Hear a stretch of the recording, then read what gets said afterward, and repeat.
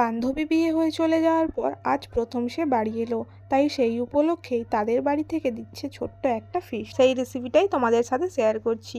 250 গ্রামের মতন টক দই আর বাড়িতে থাকা মশলা, লবণ, হলুদ, বিরিয়ানি মশলা, লঙ্কা গুঁড়ো, সরিষের তেল, আদা রসুন পেঁয়াজ বাটা দিয়ে ভালো করে মশলাটা মাখিয়ে নিয়েছি। তারপরে মাংসগুলো দিয়ে ভালো করে মিক্স করে নিয়েছি। পাক্কা 2 ঘন্টা ফ্রিজে রেখে দিয়েছি।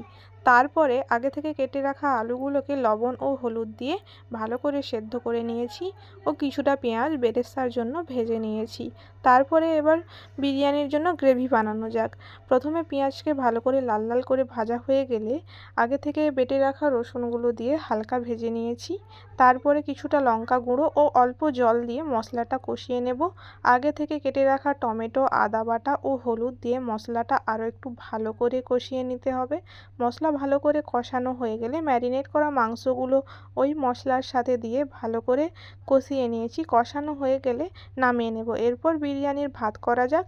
বিরিয়ানির ভাত করার জন্য জলটা একদম ফুটতে শুরু করলে লবণ দিয়ে চালগুলো দিয়ে দিয়েছি। 80% কুক হয়ে গেলেই চালগুলোকে ছেঁকে নামিয়ে নিয়েছি। এবার বিরিয়ানি লেয়ারিং করা যাক।